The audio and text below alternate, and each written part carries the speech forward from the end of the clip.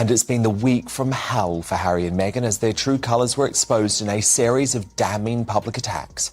Overnight, transatlantic TV star Kelly Osbourne let rip at the Ginger Whinger with this savage assessment. He's a whining, whinging, complaining, woe is me, I'm the only one that's ever had mental problems. Like, my life was so hard. Everybody's life is hard. Yeah, you were the prince of a That's true. goddamn country who dressed up as a Nazi, and now you're trying to come back as the Pope? Suck it. That came off the back of this stinging rebuke from Spotify executive Bill Simmons just hours after the firm pulled the Sussexes' £15 million Flopcast deal. Wish I had been involved in the Meghan and Harry leave Spotify negotiation. The fucking Grifters. That's the podcast we should have launched with them. So, Tom Bauer, look, it's great to have you here, by the way, Meghan's biographer. It's a uniquely American word, isn't it, grifter, which means small-scale swindlers. Do you think Bill Simmons used that word purposefully? Oh, absolutely. I think the timing was on purpose too, because the Dior deal, which we'll talk about in a minute, that was gossip around LA for weeks. So I think he saw a moment to sabotage it. But the Grifters story is fascinating because, coincidentally, I heard the reason why he called them the Grifters, and that is because they're scroungers, the Sussexes. And I heard this particular story, which is extraordinary, which is that Harry and Meghan were invited to this sun-kissed place by the beach. And they were staying for a couple of days, had arrived with the host's private jet, as usual, and wanted to leave. And then they heard that someone else who was there was quite an interesting person and also had a beautiful house by a beach. And Meghan went up to her and said, let us talk, let us become friends. The following day, after they were taken back home on their private jet, or the host's private jet, Harry called this particular woman and said, is there a chance that we could borrow your house? Meghan wonders whether we could have it. And the woman was a bit puzzled by this, but said in the end, okay. The following day, Harry calls and says, Meghan also says, can we get there in your private jet? Oh, my God. And that is exactly what the Grifters is all about. It's about scrounging. It's about Harry and Meghan constantly looking for freebies, whether it's jets, it's houses, meals, whatever. And that is, in the end, what drove Spotify and also Netflix mad. Because presumably Spotify were paying a lot of money for all of their stuff, for all of their demands, but they weren't actually receiving the content in return. And not only not receiving the content, but constantly demands for expenses because they wanted to live for nothing. Which brings us on to what actually where the Sussex is up to all this year. And we've said many... They were supposed to be the fresh, fearless faces of modern royalty, breaking away from the crown to chart their own path.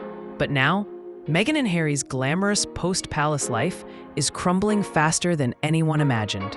First, Spotify pulled the plug on their multi-million-dollar deal. Then came the brutal insult heard round the world. Grifters. Not from a tabloid, from a top executive inside the company that once paid them millions. And just when you thought it couldn't get worse, the whispers started. Rumors of a name change. Not just any name, Spencer. Here's the question everyone's asking. Why didn't they just deliver? Harry and Meghan allegedly plotted to ditch the Windsor name entirely, walking away from their royal roots and embracing the legacy of Princess Diana. Meghan as the new Diana? That's not speculation. It's part of the plan, according to insiders. And for many, that's where admiration turns into outrage. Because this isn't just about fashion deals or podcast flops. This is about identity, legacy, and what happens when two of the most controversial public figures in the world try to rewrite their own history by stepping into someone else's shoes. So how did Harry and Meghan go from royal rebels to Hollywood outcasts? And what's really behind this shocking Spencer rebrand? It started with a single word. Just one. But it shattered the carefully constructed image Meghan and Harry had spent years building. Grifters. That was the label Spotify executive Bill Simmons publicly slapped on the Duke and Duchess after the company pulled the plug on their $15 million podcast deal. And he didn't hold back. I wish I had been involved in the negotiations, he said. We should have called it the Grifters. Really odd. She's building up to something big. And there's no doubt that in LA over the last few weeks, there's been this gossip about the Dior story, which the Mail on Sunday broke big time this weekend. Now, what's really interesting is, of course, Bill Simmons, not coincidentally, is saying they're grifters. But what's really interesting in the rebranding of the Sussexes is, what I also heard very recently is, that Meghan decided that her real object in life was to be Diana.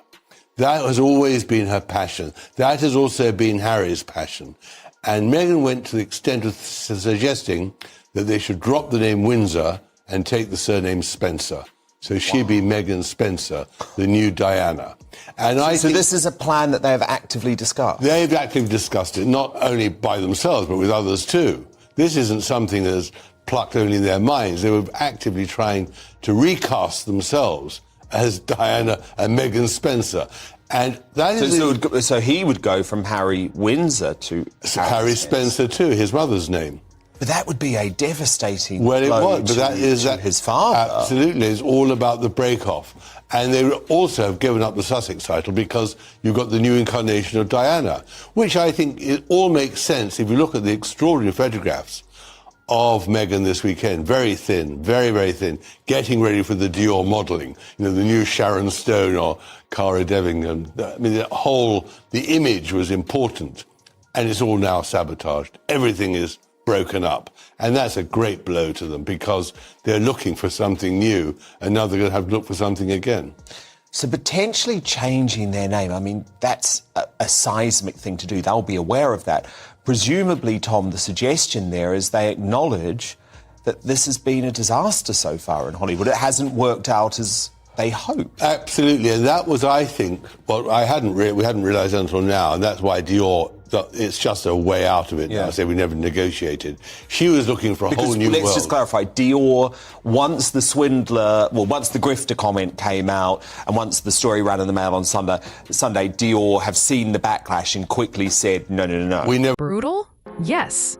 But for many behind the scenes, it wasn't surprising. Because what the public didn't see were the mounting complaints about the couple's sky-high demands, creative delays, and minimal output. Spotify reportedly expected a full slate of original content. What they got was a handful of episodes, big production bills, and a lot of silence. Insiders claim the Sussexes constantly pushed for perks, luxury accommodations, first-class travel, inflated production costs, but rarely delivered anything substantial in return. And then came the story that really lit a fire, an alleged incident where Meghan and Harry, after being flown on a private jet to a host's beach house, requested to borrow another guest's home and their private jet too. One call led to another, and suddenly the couple's habit of requesting lavish freebies became public gossip. It wasn't just messy, it was reputation-shattering.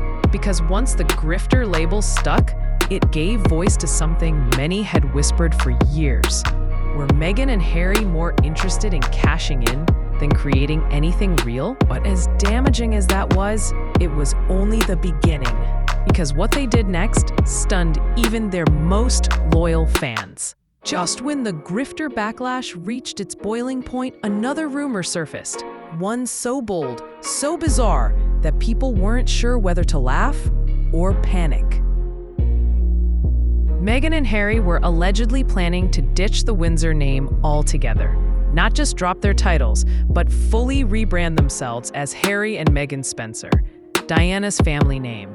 A clean break from the monarchy and a direct link to royalty's most beloved rebel. And according to royal biographer Tom Bower, this wasn't just a late-night fantasy whispered behind closed doors. It was a serious, active discussion. Meghan, he claims, doesn't just admire Diana, she wants to be her. Not in spirit, but in legacy, image, and global power. Harry, too, reportedly supported the idea. A rebrand not based on service, duty, or reinvention, but inheritance of iconography. Well, we're talking about it, and they certainly were. But the whole point is for the Sussexes, as they still are, and they're not yet the Spencers. So why the Spencer surname? For those unfamiliar, Spencer was Princess Diana's family name. Lineage rooted in British aristocracy, long before she ever became a Windsor. Now, by rebranding themselves as Harry and Meghan Spencer, the couple isn't just choosing a name. They're making a statement, a calculated break from the royal machine that once defined them. No more Sussex. No more Windsor ties. Just a clean slate, one tied directly to Diana's legacy, but free from the weight of monarchy. And according to Tom Bower, that's exactly the plan. He claims Meghan doesn't want to be a duchess anymore. She wants to be something far bigger. Diana 2.0, not just in look or charm, but in global stature, emotional symbolism, and cultural power. But let's stop right there, because that comparison, it's not just bold. It's explosive. Princess Diana wasn't just beloved, she was revered. Her legacy was built through heartbreak, courage, compassion, and ultimately tragedy. She didn't chase fame, she became a symbol in spite of it. So when Meghan is accused of trying to step into Diana's shoes, it's not simply admiration. To critics, it's something else entirely, a legacy hijack. A move they claim is rooted not in respect, but in ambition. This is a major blow. Think about what that really means. No more Sussex, no more Windsor, just Spencer. A name tied not to the monarchy they've spent years tearing down, but to the woman they believe the world still mourns and reveres. For Meghan, it's not about titles. It's about becoming a global symbol, a modern-day Diana. The elegance, the heartbreak, the fame, without the royal leash. But here's the problem. For many, this crosses a line. Fans of Diana saw the comparison as insulting. Royal insiders were reportedly shocked and furious. Because you can sympathize with Diana's struggles. You can even admire her defiance.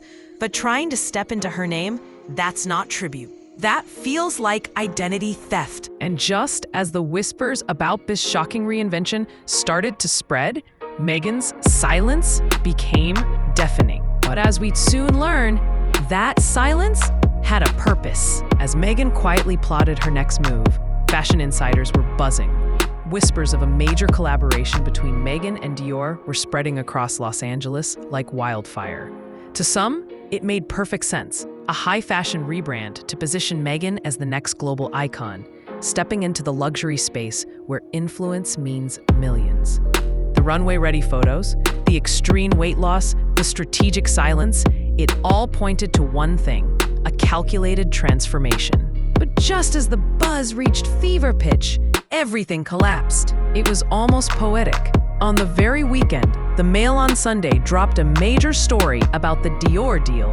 Spotify's Bill Simmons torched the Sussexes in public, branding them Grifters. The timing couldn't have been worse. Suddenly, a partnership that was supposedly weeks from being finalized turned into a PR nightmare. Now what is he going to do to earn money? What's she going to do? And it would have been wonderful to have been the face of Dior. There's a huge money spinner.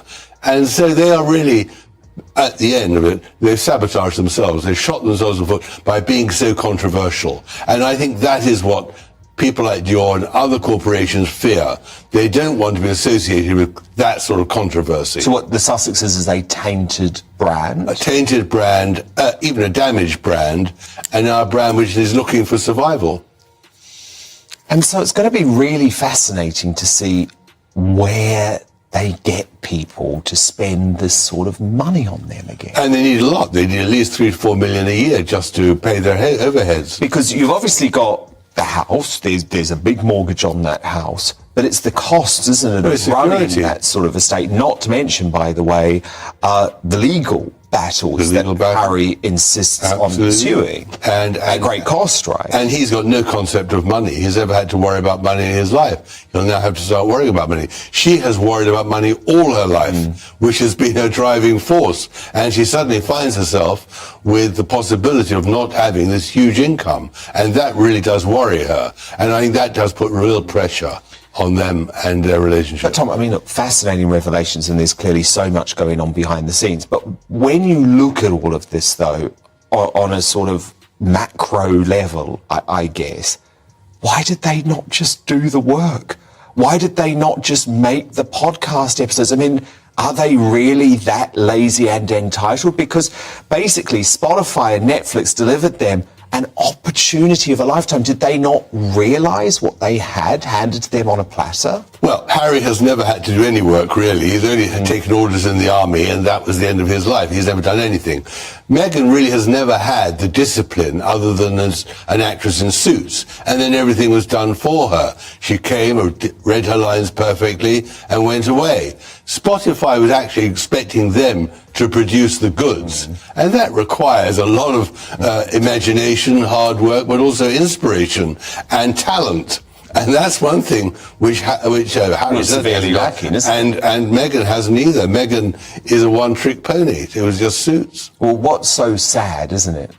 They've realised, and it's a crushing realisation, I guess, because they don't want to do it anymore, at least they claim they don't.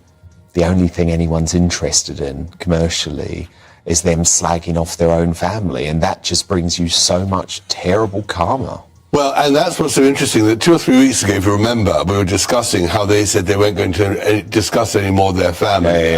And now we know why. It was because Dior, or whoever, was saying, you can't be controversial anymore. Oh, I see. And that was why they decided they had to be silent. And now that's all up again in the air. Because, of course, there are a lot of consumers for these luxury brands who are totally disgusted with the way that they have turned not just on their own family, but also the royal institution. I think so. That's what's so puzzling. I could not understand, why would Dior want to be associated with such a tainted person as Meghan? She presents controversy. The one thing Dior is not, with all their different faces over the years, is controversial. So it was... People talk about attitude and things like that, but I couldn't see that. I couldn't see how Meghan could be an influencer other than for a small minority. But for them now, the pressure is on. They are now in the firing line, and that is what's so interesting. Meghan and Harry have now got to really find a new brand, a new role, a new life, and it's not going to be easy for them. Fascinating.